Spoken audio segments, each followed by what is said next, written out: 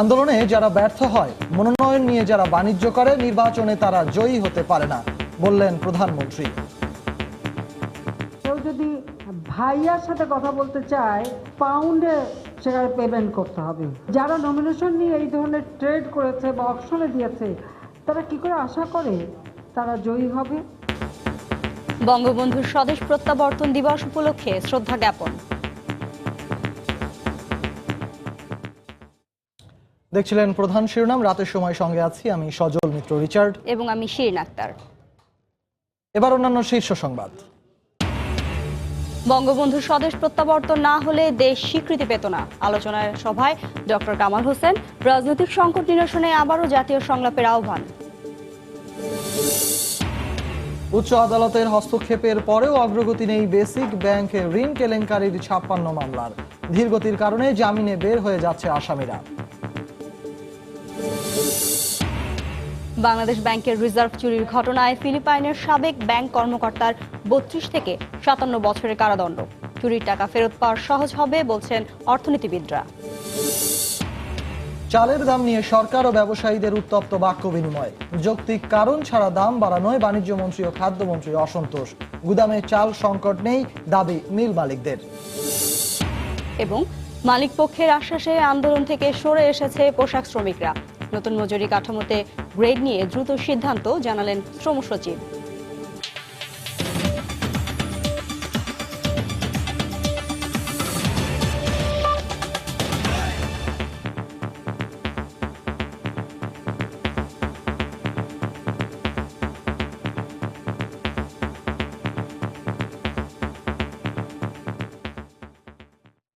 প্রধানমন্ত্রী শেখ হাসিনা বলেছেন, মনোনয়ন, বাণিজ্য, যুদ্ধ অপরাধীদের দলের টিকিট দেয়া আর আগুন সন্ত্রাসের কারণে নির্বাচনে বিএনপির ভরাডুবি হয়েছে।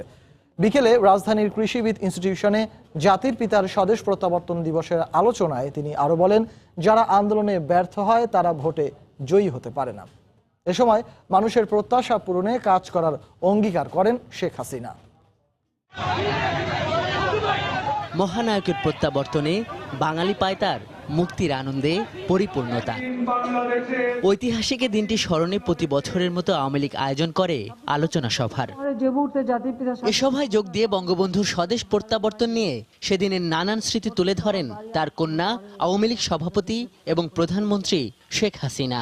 তার বিরুদ্ধে মামলা দেওয়া হয়েছিল এবং ফাঁসির আদেশ পর্যন্ত ইয়াহিয়া খান দিয়েছিল। তার বক্তব্যে উঠে আসে সমসাময়িক নানান ইস্যু। বলেন, যারা আন্দোলন করে ব্যর্থ হয় তারা কখনো জয়ী হতে পারে না। বিএনপির ব্যর্থতার কারণটা কি, সেটা আমি বিএনপিকে বলবো তাদেরই ভেবে দেখতে হবে। তারা কিভাবে আশা করতে পারে যে জনগণ তাদেরকে ভোট দেবে, যারা এই অগ্নি সন্ত্রাস করে মানুষ হত্যা করে।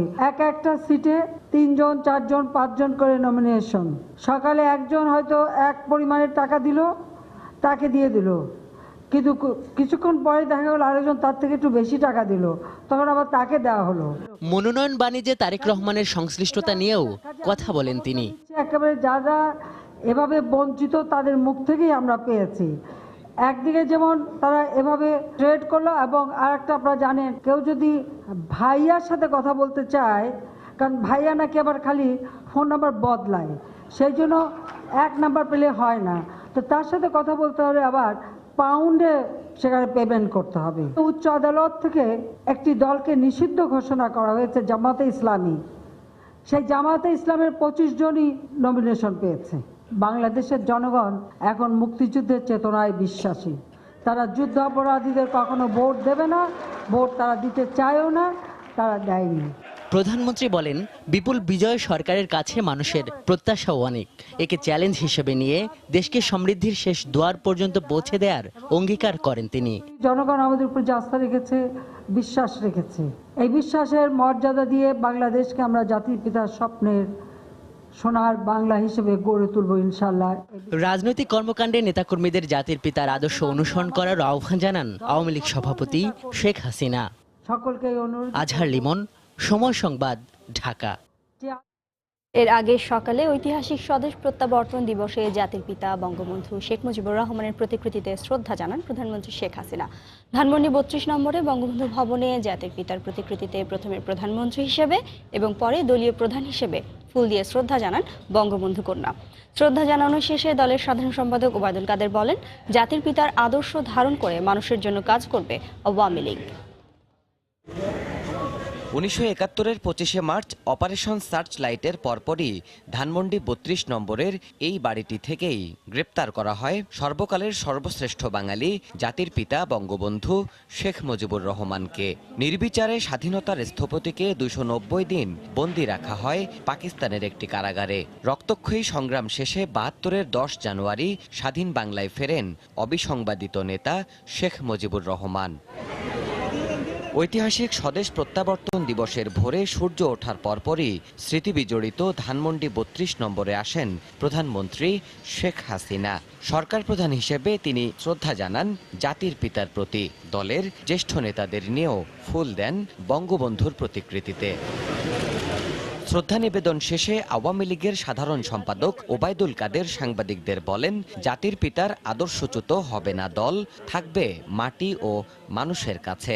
বঙ্গবন্ধুর সততা আদর্শকে আমরা ধারণ করব এবং আমাদের শপথ হবে আমরা মাটির কাছে থাকব, মানুষের কাজে থাকব এবং জনস্বার্থে কাজ করে যাব। তিনি জানান, বঙ্গবন্ধুর অবদান অস্বীকার করা বিএনপি ঐক্যফ্রন্ট আজ জনগণের দ্বারাই প্রত্যাখ্যাত। বঙ্গবন্ধু স্বাধীনতা চাননি একথা যাদের নেতারা বলেন, তারা বঙ্গবন্ধু প্রতি তাদের বিন্দুমাত্র কোনো শ্রদ্ধা আছে এটা আমরা মনে করি না। আর জনগণ তাদের প্রত্যাখ্যান করেছে, আন্দোলনেও প্রত্যাখ্যান করেছে, নির্বাচনেও প্রত্যাখ্যান করেছে।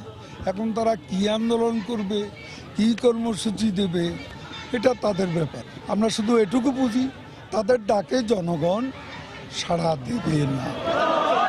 পরে দলের অঙ্গ ও সহযোগী সংগঠনগুলোর পক্ষ থেকে ফুল দিয়ে শ্রদ্ধা জানানো হয়। স্বাধীনতার মহানায়কের প্রতি সম্মান জানাতে মিছিলে মিছিলে মুখরিত হয়ে ওঠে বঙ্গবন্ধু ভবনের প্রাঙ্গণ। দেবাশিস রায়, সময় সংবাদ, ঢাকা। এদিকে নানা আয়োজনে সারা দেশে পালন করা হচ্ছে বঙ্গবন্ধুর ঐতিহাসিক স্বদেশ প্রত্যাবর্তন দিবস।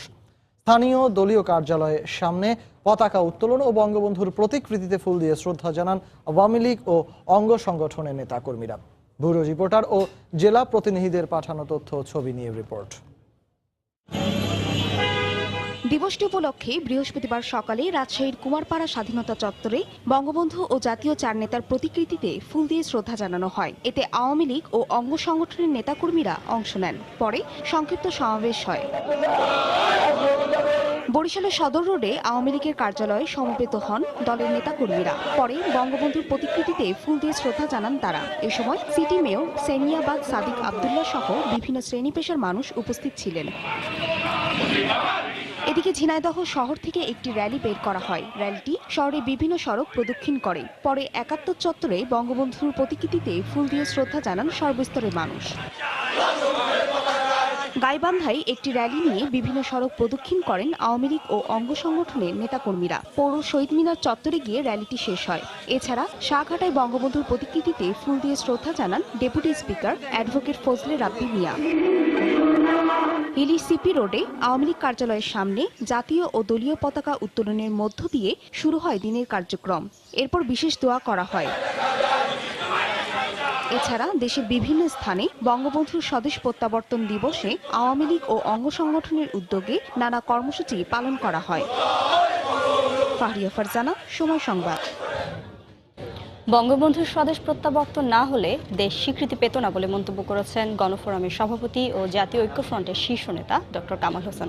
স্বাধীনতা পরবর্তী সময়ে বঙ্গবন্ধুর নেতৃত্বে বাংলাদেশ যেভাবে ঘুরে দাঁড়িয়েছে তা পুরো বিশ্বকে অবাক করেছে বলে মন্তব্য করেন তিনি। ঢাকা রিপোর্টার্স ইউনিটি মিলনায়তনে বিকেলে বঙ্গবন্ধুর স্বদেশ প্রত্যাবর্তন দিবসে আলোচনা সভায় রাজনৈতিক সংকট সমাধানে আবারও সংলাপের আহ্বান জানান ডক্টর কামাল। বঙ্গবন্ধুকে পেয়ে যাওয়া, এটা না হলে তো স্বাধীনতাকে সুসংগত করা প্রায় অসম্ভব হতো। স্বাধীনতাকে সুসংগত করার পদ্ধতি হলো যে সারা পৃথিবীতে এটাকে স্বীকৃতি দেওয়া হয় কিনা। উনি যদি না আসতেন, আমার তো মনে হয় স্বীকৃতি ঝুলতে থাকো অনির্দিষ্টকালের জন্য। একদিকে বলছে আপনার জীবনের হুমকি, আপনার এটাকে একটু পিছপা হন।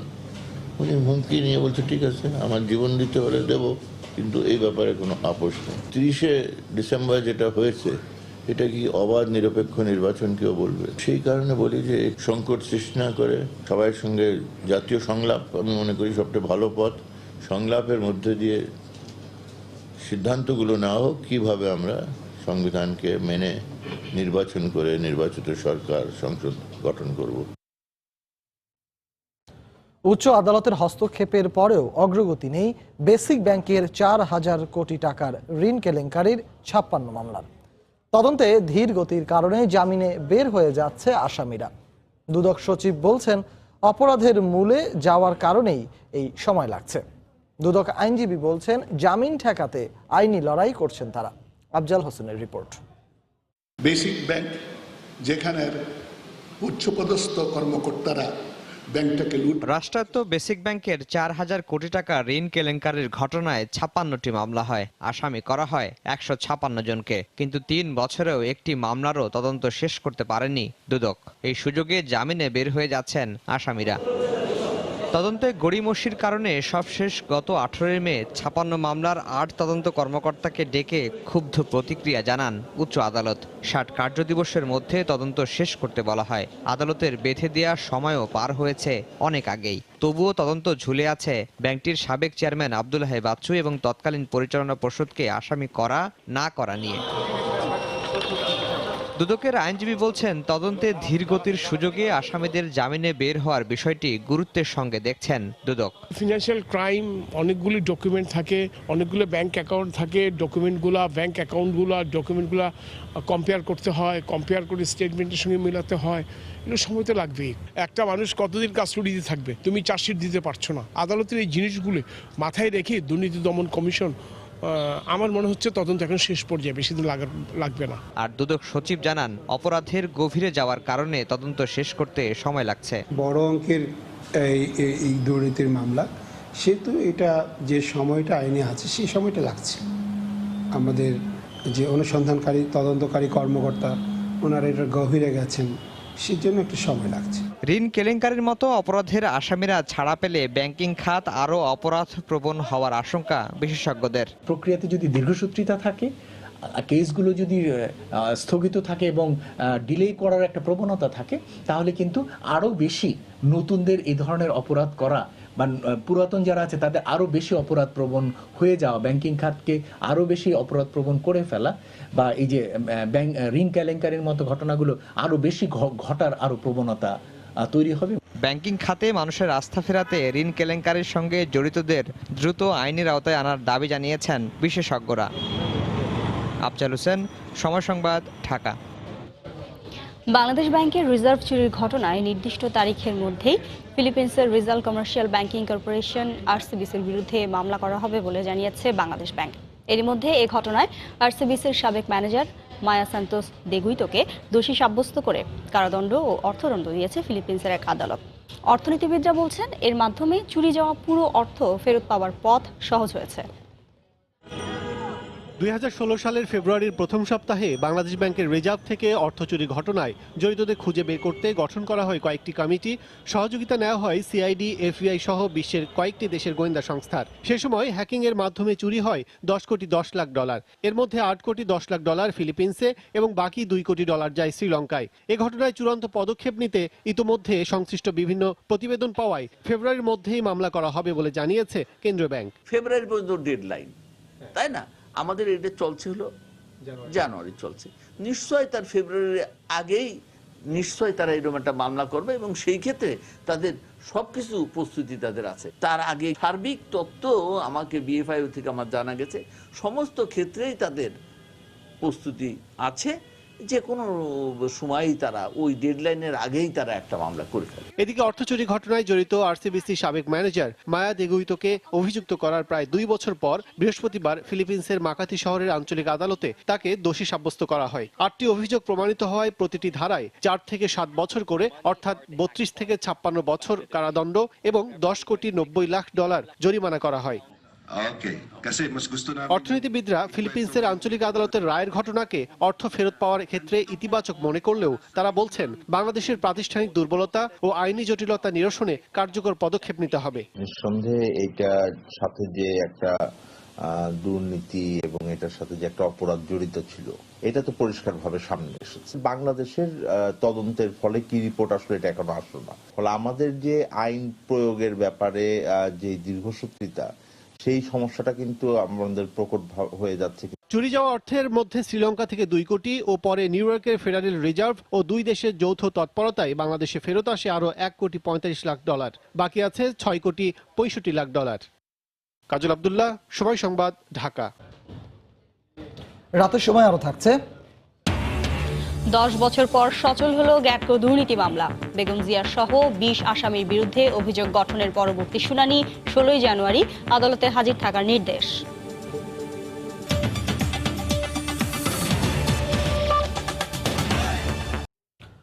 রাজধানী সহ সারা দেশে চালের দাম বৃদ্ধি নিয়ে পরস্পর বিরোধী অবস্থানে সরকার ও মিল মালিকরা। দুপুরে খাদ্য ভবনে মতবিনিময় সভায় খাদ্য ও বাণিজ্য মন্ত্রী চালের দাম নিয়ে প্রকাশ্যে অসন্তোষ জানান। চালের দাম কোথাও বাড়েনি দাবি করে চাল কল মালিক সমিতি জানায়, দেশের উত্তরাঞ্চল সহ কোনো মিলেই চাল সংকট নেই। যদিও সভার এক পর্যায়ে চালের দাম বাড়া নিয়ে হট্টগোলে জড়িয়ে পড়েন ঢাকা ও ঢাকার বাইরের ব্যবসায়ীরা। কোনো একটা দেশ অর্থনৈতিকভাবে কতটা সমৃদ্ধ তা বোঝার জন্য আন্তর্জাতিকভাবে দেখা হয় সে দেশ কতটা স্বয়ংসম্পূর্ণ খাদ্য উৎপাদনে। আপাত দৃষ্টিতে সরকারের আগের মেয়াদ বিবেচনায় নিলে চোখে পড়বে না ধান চালের সংকট। এরপরও রাজধানী সহ সারা দেশের বাজারে প্রায় প্রতি সপ্তাহেই কেজি প্রতি 2 থেকে 3 টাকা বাড়ছে চালের দাম।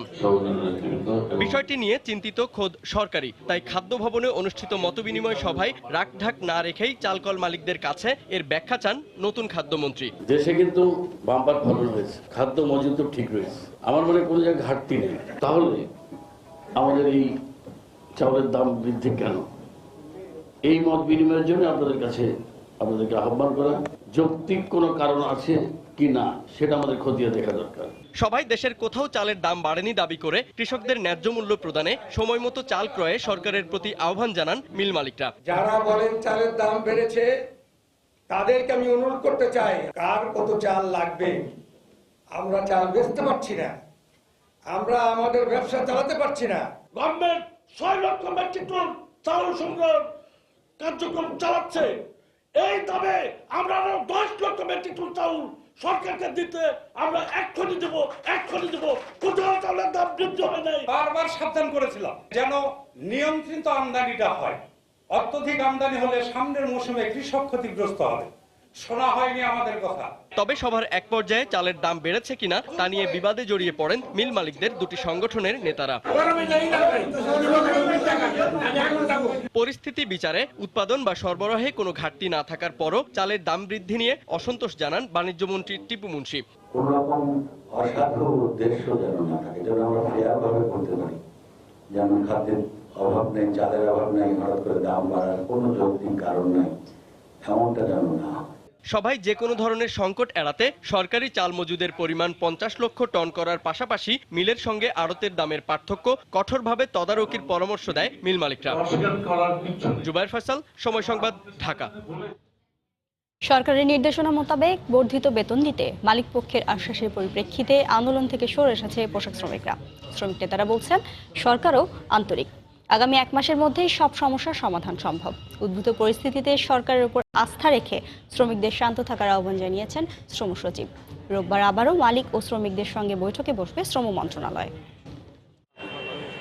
2013 সালে 5% হারে মূল বেতন বাড়ানোর নিয়ম রেখে ন্যূনতম মজুরি নির্ধারণ করে সরকার। কথা ছিল তৈরি পোশাক খাতের শ্রমিকদের 2018 সালের ডিসেম্বরের বেতন হবে নতুন মজুরি কাঠামো অনুসারে, যা তারা পাবেন নতুন বছরের জানুয়ারিতে। অথচ গেল নভেম্বরে পোশাক শিল্প শ্রমিকদের ন্যূনতম মজুরি নির্ধারণ করে যে প্রজ্ঞাপন জারি করা হয় তাতে দেখা যায় বেশ কয়েকটি গ্রেডে মূল বেতন কমে এসেছে। এই অসঙ্গতি দূর করতেই গেল কয়েকদিন ধরে আন্দোলন করে আসছিল পোশাক শ্রমিকরা। এরই ধারাবাহিকতায় বৃহস্পতিবার সকালেও বিভিন্ন কারখানার সামনে অবস্থান নেয় তারা, যার পরিপ্রেক্ষিতে শ্রম মন্ত্রণালয়ে মালিক, শ্রমিক ও সরকারি পর্যায়ে জরুরি বৈঠক ডাকা হয়। বৈঠক শেষে শ্রম সচিব বলেন, নতুন মজুরি কাঠামো অনুসারে কোনো শ্রমিকের বেতন কমবে না, তবে গ্রেড নিয়ে যে অসামঞ্জস্যতা আছে তা দ্রুত দূর করা হবে। সবাইকে সজাগ থাকতে হবে যে আমাদের অর্থনীতির মূল ভিত্তি যে সেক্টর, গার্মেন্টস সেক্টর, আমরা সেই সেক্টরকে কোনো ক্রমেই ধ্বংসের মুখে যেতে দিতে চাই না। এখানে যদি কোনো দুষ্টচক্র থেকেও থাকে তাদেরকে আমরা যে কোনো মূল্যে প্রতিহত করব। কাজে ফিরে যান, আপনারা আমাদের প্রতি আস্থা রাখেন, আমরা আপনাদের বিষয়গুলো দেখছি, সিরিয়াসলি দেখছি। আপনারা প্লিজ এটা নিয়ে দুশ্চিন্তা করবেন না। সরকার খুব গভীরভাবে এটা নিয়ে পর্যবেক্ষণ করছে। উৎপাদন ব্যবস্থা যেন বাধার মুখে না পড়ে সেই আহ্বান জানিয়ে শ্রমিক নেতারা বলেন, সরকারের আন্তরিকতায় সব সমস্যা দূর হবে। কারখানাটা আপনাদের রিজিকের জায়গা, এখানে যদি বিভ্রান্ত হয়ে আপনারা এটাকে ধ্বংসলীলা চালান তাহলে কিন্তু আমাদের রিজিকের জায়গাটা সংকুচিত হয়ে আসবে। আমরা আপনাদের আশ্বস্ত করতে চাই, আমরা যে বেতন এইবার আমরা ঠিক করব, সবাই মিলে বসে যদি কোনো অসঙ্গতি থাকে দূর করে দিব। আপনারা ঘরে ফিরে যান, কারখানায় ফিরেন এবং শান্তিপূর্ণভাবে কাজ করেন। এদিকে বৃহস্পতিবার দুপুরে মালিকপক্ষ সরাসরি শ্রমিকদের সঙ্গে কথা বলে মজুরি পুনর্নির্ধারণ বোর্ডের সিদ্ধান্ত মোতাবেক আগামী মাসে বেতন পরিশোধের আশ্বাস দিলে নিজেদের অবস্থান থেকে সরে আসেন শ্রমিকরা। আমরা তো অ্যাডজাস্টমেন্ট দেবই, সরকার যেটা করবে সেটা আমরা 100% ফলো করবো, 99 না 100% ফলো করা হবে। বেতন আমরা আগে পাইতাম 11,000, এখন বাড়ার পর 11,000ই পাই। বেসিকের হার বাড়াইতে হবে, এগুলো আমাদের দাবি, আমাদের মানতেই হবে। রাজধানীতে যেসব কারখানায় আন্দোলন চলছিল তার বেশিরভাগই শুক্রবার পর্যন্ত বন্ধ ঘোষণা করেছে কর্তৃপক্ষ। ইমতিয়াজ আহমেদ, সময় সংবাদ, ঢাকা। আজ থেকেই খেলাপি ঋণের পরিমাণ কমিয়ে আনতে ব্যাংক মালিকদের পদক্ষেপ নেওয়ার নির্দেশ দিয়েছেন অর্থমন্ত্রী আ.হ.ম মুস্তফা কামাল। একই সঙ্গে ঋণ খেলাপিদের একটি তালিকাও চেয়েছেন তিনি। রাজধানীর শেরেবাংলা নগরে দুপুরে পরিকল্পনা মন্ত্রণালয়ের ব্যাংক মালিকদের সঙ্গে বৈঠক শেষে একথা বলেন অর্থমন্ত্রী। এ সময় খেলাপি ঋণের পরিমাণ কমাতে উদ্যোগ নেওয়া হবে বলে জানান ব্যাংক মালিকরা। 2009 সালে আওয়ামী লীগ নেতৃত্বাধীন মহাজোট সরকার দায়িত্ব নেওয়ার সময় দেশের ব্যাংক খাতে খেলাপি ঋণের পরিমাণ ছিল 22,481 কোটি টাকা। আর গত সেপ্টেম্বর মাস শেষে খেলাপি ও অবলোপন সহ মোট শ্রেণীকৃত ঋণের পরিমাণ দাঁড়িয়েছে 1,34,000 কোটি টাকা। এ অবস্থায় খেলাপি ঋণের পরিমাণ কমিয়ে আনতে করণীয় ঠিক করতে বৃহস্পতিবার পরিকল্পনা মন্ত্রণালয়ে বৈঠকে বসেন অর্থমন্ত্রী আ.হ.ম মুস্তফা কামাল। বৈঠক শেষে ব্যাংক মালিকরা জানান, অর্থমন্ত্রীর নির্দেশনা অনুযায়ী চলতি মাসের মধ্যেই খেলাপি ঋণ শ্রেণীকরণের কাজ শেষ করা হবে। যে টাকা নিয়ে চলে গেছে আর টাকা দিচ্ছেন না, আবার অনেকে খুব ভালো ব্যবসা করছেন 10টি বছর, বাট হঠাৎ করে ওনার ব্যবসা খারাপ হয়ে গেছে, হয়তো মরে গেছে বা শিল্প কারখানা আগুন লেগেছে, এইরকম আমরা ক্লাসিফাই করবো। এটাকে ক্লাসিফাই করার পর আমরা বসবো নিজেরা আগে, তারপর আমরা মাননীয় অর্থমন্ত্রীর কাছে যাব, মাননীয় গভর্নর সাহেবের কাছে যাব। ক্যাটাগরিক্যালি এই ক্লাসিফিকেশনটা আমরা এই মাসের মধ্যে করে ফেলতে, এটা করা আছেই। এর আগে অর্থমন্ত্রী সাংবাদিকদের জানান, খেলাপি ঋণ নিয়ে উদ্বিগ্ন নন তিনি। আজকের পরে আর নন পারফর্মিং লোন 1 টাকাও বাড়বে না, এবং সেটা কিভাবে আমরা বন্ধ করবেন, কিভাবে আমরা টেক কেয়ার করবেন, কিভাবে ম্যানেজ করবেন আপনাদের নন পারফর্মিং লোন, সেটা আপনাদের ব্যাপার। নন পারফর্মিং লোন যেহেতু হয়ে গেছে, কি পরিমাণ হয়েছে, কার কোন ব্যাংকে কত আছে, সেটা তারা নিজেরাই আমাকে রিপোর্ট দেবেন, কার কাছ থেকে টাকা পাওয়া যাবে, কবে থেকে পাওয়া যাবে, এবং সেখানে কতটা প্রিন্সিপাল অ্যামাউন্ট, কতটা ইন্টারেস্ট, আর সেটা আমরা রিকনসাইল করবো আমাদের ব্যাংকিং ডিভিশনের যে ফিগার আছে তাদের সাথে এবং সেন্ট্রাল ব্যাংকের ফিগারের সাথে। ঋণ খেলাপিরা ব্যাংকের মাধ্যমে টাকা পাচার করলে তা ফেরত আনতে ব্যাংক মালিকদের প্রয়োজনীয় আইনি সহায়তা দেওয়ার আশ্বাস দিয়েছেন অর্থমন্ত্রী। শুভ খান, সময় সংবাদ, ঢাকা। রাতের সময় আরো থাকছে। বিএনপি কার্যালয়ের সামনে পুলিশের গাড়িতে আগুনের মামলায় প্রধান আসামি ওয়াসিম গ্রেফতার। পুলিশের কাছে দোষ স্বীকার, ডিএমপির ব্রিফিং।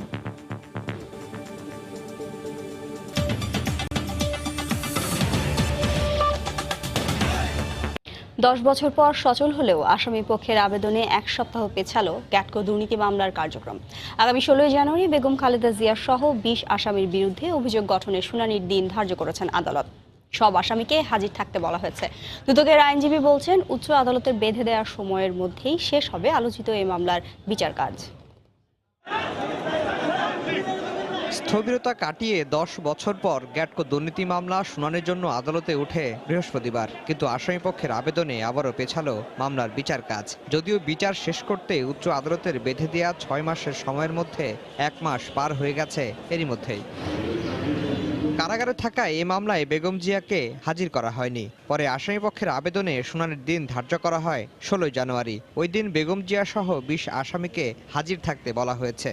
16 তারিখ থেকে দুদকের আইনজীবীর প্রত্যাশা, উচ্চ আদালতের নির্ধারিত সময়ের মধ্যেই আলোচিত এই মামলার বিচার কাজ শেষ হবে। বেগম খালেদা জিয়াকে জেলখানায় আছেন, 16 তারিখে তাকে প্রোডাকশন দেওয়া হয়েছে। আমরা আশা করছি তিনি আসবেন এবং আগামী 16 তারিখ থেকে এই মামলার বিচারিক কার্যক্রম আমরা শুরু করতে পারবো। আগামী 6 মাসের মধ্যে আমরা আশা করছি এই মামলার বিচারিক কার্যক্রম শেষ করতে পারবো। এদিকে আসামিপক্ষের আইনজীবী বলছেন, 6 মাসের মধ্যে বিচার কাজ শেষ করার আদেশটি এই আদালতের জন্য বাধ্যতামূলক নয়। 6 মাসের ভিতরে সাক্ষী নেওয়া, আর্গুমেন্ট করে শেষ নাও হতে পারে, এটা ডাইরেক্টরি, এটা খুব এটা মানে কোর্ট চেষ্টা করবে, কিন্তু এটা ম্যান্ডেটরি না। রাজধানীর কমলাপুর ও চট্টগ্রামে কন্টেইনার হ্যান্ডেলিংয়ের কাজ গ্যাটকোকে পাইয়ে দিতে রাষ্ট্রের প্রায় 15 কোটি টাকা ক্ষতির অভিযোগে বেগম জিয়া, বিএনপি নেতা খন্দকার মোশাররফ হোসেন ও আমির খসরু মাহমুদ চৌধুরী সহ 20 জনের বিরুদ্ধে 2008 সালে অভিযোগপত্র দেয় দুদক। আফজাল হোসেন, সময় সংবাদ, ঢাকা। বৈশ্বিক মানব উন্নয়ন সূচকে বাংলাদেশ 3 ধাপ এগিয়ে গেলেও বিগত বছরগুলোর তুলনায় 2018 সালে বিচার বহির্ভূত হত্যাকাণ্ড এবং নারী ও শিশুর প্রতি নির্যাতন বেড়েছে বলে দাবি করেছে আইন ও সালিশ কেন্দ্র। বৃহস্পতিবার রাজধানীতে এই সংক্রান্ত প্রতিবেদন প্রকাশ করা হয়। অনেক দেশের তুলনায় বাংলাদেশের মানবাধিকার পরিস্থিতি ভালো বলে মন্তব্য করে স্বরাষ্ট্রমন্ত্রী বলেন, বিশেষ কিছু অভিযানে হতাহতের ঘটনা ঘটলেই সেটিকে মানবাধিকারের লঙ্ঘন হিসেবে দেখার সুযোগ নেই। নাগরিক সমাজের 2018 সালে বাংলাদেশে মানবাধিকার পরিস্থিতি কেমন ছিল তা নিয়ে বৃহস্পতিবার সকালে ঢাকা রিপোর্টার্স ইউনিটিতে সংবাদ সম্মেলনের মাধ্যমে নিজস্ব পর্যবেক্ষণ তুলে ধরে আইন ও সালিশ কেন্দ্র। ওইখান থেকেও আমাদের বের হয়ে আসতে বিগত বছরগুলোর ধারাবাহিকতায় শিশু ও মাতৃমৃত্যুর হার কমিয়ে আনা, নারী শিক্ষার হার বৃদ্ধি এবং স্বাস্থ্যসেবার ক্ষেত্রে অগ্রগতি হয়েছে বলে উল্লেখ করা হয় প্রতিবেদনে। তবে 2018 সালে মানবাধিকার পরিস্থিতির অবনতি হয়েছে বলে দাবি সংস্থাটির। যখন মাদকাসক্তির বিরুদ্ধে অভিযান শুরু হলো মে মাসে, তখনই কিন্তু সবচেয়ে বেশি বিচার বহির্ভূত হত্যাকাণ্ড ঘটেছিল। আমাদের দেশে সামাজিক অর্থনৈতিক উন্নয়ন হয়েছে। আমরা আশা করি সেইটার ধ্বজা ধরে এইবার সামাজিক সাংস্কৃতিক মানবাধিকারের উন্নয়নটা অনেক ত্বরান্বিত হবে। আইন ও সালিশ কেন্দ্রের প্রতিবেদনের সাথে একমত নন স্বরাষ্ট্রমন্ত্রী। তিনি বলেন, মাদক চোরাচালান নিয়ন্ত্রণ ও অবৈধ অস্ত্র উদ্ধারের ঘটনায় কেউ হতাহত হলে তা মানবাধিকার লঙ্ঘনের পর্যায়ে পড়ে না। যেখানেই অবৈধ ব্যবসা সেখানেই অবৈধ অস্ত্র আসবেই। অবৈধ অস্ত্র আসলে অবৈধ ব্যবহার এটা হবেই। পুলিশ তো আর বসে থাকতে পারে না। পুলিশ তাকে তার জীবনের ঝুঁকিটাও তো রয়েছে, সেই ঝুঁকি সামলানোর জন্যই ফায়ার ওপেন করে, এবং সেইখানে যদি কেউ হত হয় কিংবা নিহত হয় কিংবা আহত হয়, সেইখানে তার তো কিছু করার থাকে না।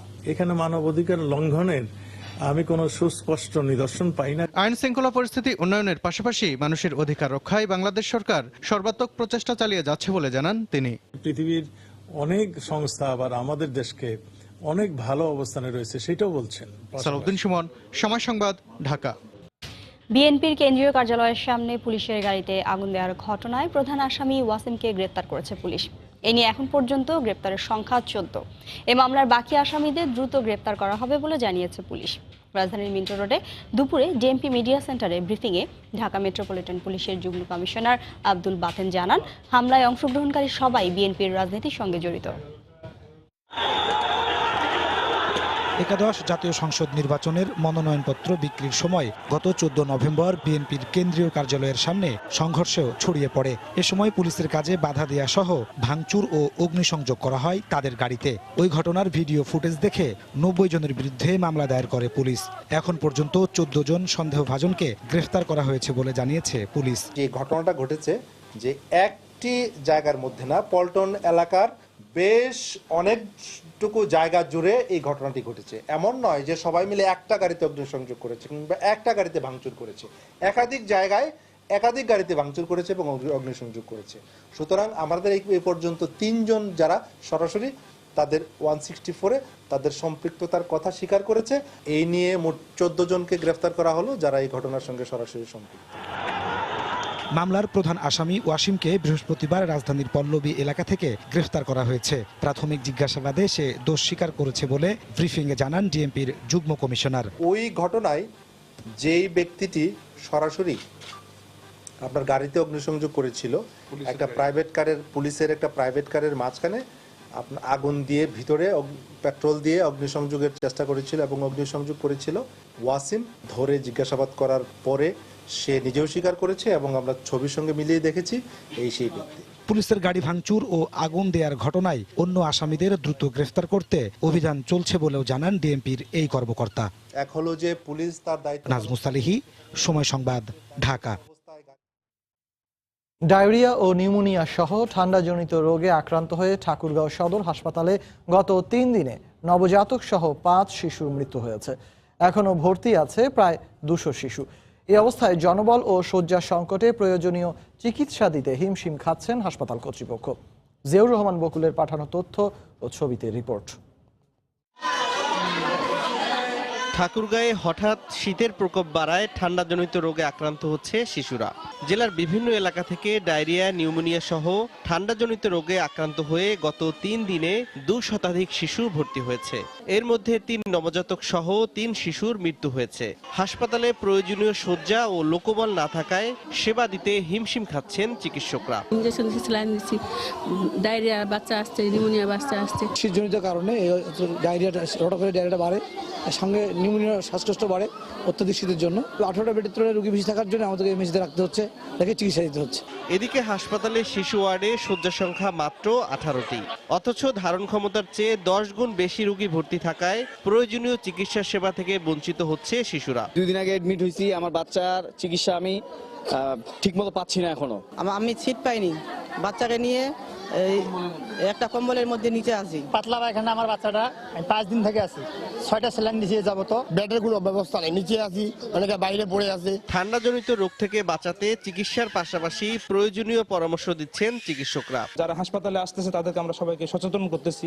আমরা বলে দিচ্ছি যে তাদের বাচ্চাকে কিভাবে যত্ন করতে হবে, কিভাবে রাখতে হবে, কি কি খাওয়াতে হবে। 100 শয্যার ঠাকুরগাঁও আধুনিক সদর হাসপাতালে বর্তমানে 5 শতাধিক রোগী ভর্তি আছে। সময় সংবাদ, ঠাকুরগাঁও। ফেনীতে 2.5 মাস আটকে রেখে 4 তরুণীকে গণধর্ষণের অভিযোগ উঠেছে। এ ঘটনায় মূল আসামি এখনো আটক না হওয়ায় আতঙ্কে দিন কাটছে নির্যাতিতাদের। পুলিশ বলছে আসামিদের ধরতে অভিযান চলছে। স্থানীয়রা জানান, সোমবার সকালে ফেনী শহরের রামপুর এলাকার একটি বাসায় কয়েকজন তরুণীর কান্নার শব্দ ও চিৎকার শুনতে পান তারা। খবর পেয়ে পুলিশ ঘটনাস্থলে অভিযান চালায়, কিন্তু পুলিশের উপস্থিতি টের পেয়ে বাসার মালিক সহ অভিযুক্তরা পালিয়ে যায়। পরে বাসার দরজা ভেঙে 4 তরুণীকে উদ্ধার করে পুলিশ। এ সময় 2.5 মাস ধরে তাদের উপর চালানো মানবিক ও শারীরিক নির্যাতনের কথা উঠে আসে। জানা যায়, ওই বাসায় 4 জনকে আটকে রেখে অনৈতিক কাজে বাধ্য করা হতো। কয়েকদিন আগে এখানে পুলিশ আসছে, পুলিশ এসে 3-4 নাকি মেয়ে নিয়ে গেছে, পুলিশ উদ্ধার করে লই গেছে। কাউসার ইয়াবা, মাদক, বিভিন্ন অস্ত্র, বিভিন্ন রকমের ইয়ের সাথে জড়িত, কিন্তু তার সুস্থ যেন বিচার হয়। মঙ্গলবার এ ঘটনায় ফেনী মডেল থানায় একটি মামলা করেন নির্যাতিতাদের একজন। এর পরপরই অভিযান চালিয়ে রামপুর এলাকা থেকে ওমায়ের ও আরিফুল ইসলামকে গ্রেপ্তার করা হয়। তবে এখনও পলাতক রয়েছে মূল আসামি কাউসার বিন কাশেম। মূল অভিযুক্ত সহ অন্যান্য যারা আছে তাদেরকে গ্রেপ্তারের জন্য ইতিপূর্বে আমরা একাধিকবার বিভিন্ন জায়গায় আমরা অভিযান পরিচালনা করেছি। ইনশাআল্লাহ আশা করছি দ্রুততম সময়ে আমরা আইনের আওতায় তাদেরকে আনতে সক্ষম হব। পুলিশ জানায়, বিভিন্ন সময়ে বিয়ের প্রলোভন দেখিয়ে নির্যাতিতা তরুণীদের ওই বাড়িতে নিয়ে আটকে রাখা হয়। তাদের 4 জনকে ঢাকা, ভোলা, চট্টগ্রামে তাদের যার যার বাসায় পাঠানো হয়েছে। আতিয়ার সজল, সময় সংবাদ, ফেনী। বৈশ্বিক পাসপোর্ট সূচকে ক্ষমতা বাড়ল বাংলাদেশি পাসপোর্টের। 3 ধাপ এগিয়ে বাংলাদেশি পাসপোর্টের অবস্থান এখন 97। এর আগে 2018 সালে বাংলাদেশি পাসপোর্টের অবস্থান ছিল 100তম। ভ্রমণ ও নাগরিকত্ব নিয়ে গবেষণাকারী প্রতিষ্ঠান হেনলি পাসপোর্ট ইন্ডেক্সের সর্বশেষ প্রকাশিত প্রতিবেদনে বলা হয়, ইন্দোনেশিয়া, মালদ্বীপ, ভুটান সহ 41টি দেশে ভিসামুক্ত প্রবেশাধিকার পেয়ে থাকেন বাংলাদেশি পাসপোর্টধারীরা। অন্যদিকে জাপানি পাসপোর্ট বিশ্বের সবচেয়ে শক্তিশালী পাসপোর্টের মর্যাদা পেয়েছে। বিশ্বের 190টি দেশে ভিসামুক্ত ভ্রমণের সুবিধা পান জাপানি পাসপোর্টধারীরা। এ পর্যায়ে শীর্ষ সংবাদ জানিয়ে দিচ্ছি আরেকবার। আন্দোলনে যারা ব্যর্থ হয় তারা নির্বাচনে জয়ী হতে পারে না। ভরাডুবির কারণ নিয়ে ভাবতে হবে বিএনপিকেই, বঙ্গবন্ধুর স্বদেশ প্রত্যাবর্তন দিবসের আলোচনায় প্রধানমন্ত্রী। বঙ্গবন্ধুর স্বদেশ প্রত্যাবর্তন না হলে দেশ স্বীকৃতি পেত না, আলোচনা সভায় ডক্টর কামাল হোসেন। রাজনৈতিক সংকট নিরসনে আবারও জাতীয় সংলাপের আহ্বান। উচ্চ আদালতের হস্তক্ষেপের পরেও অগ্রগতি নেই বেসিক ব্যাংক ঋণ কেলেঙ্কারির 56 মামলার। ধীরগতির কারণে জামিনে বের হয়ে যাচ্ছে আসামিরা। বাংলাদেশ ব্যাংকের রিজার্ভ চুরির ঘটনায় ফিলিপাইনের সাবেক ব্যাংক কর্মকর্তার 32 থেকে 57 বছরের কারাদণ্ড। চুরির টাকা ফেরত পাওয়া সহজ হবে বলছেন অর্থনীতিবিদরা। এবং চালের দাম নিয়ে সরকার ও ব্যবসায়ীদের উত্তপ্ত বাক্য বিনিময়।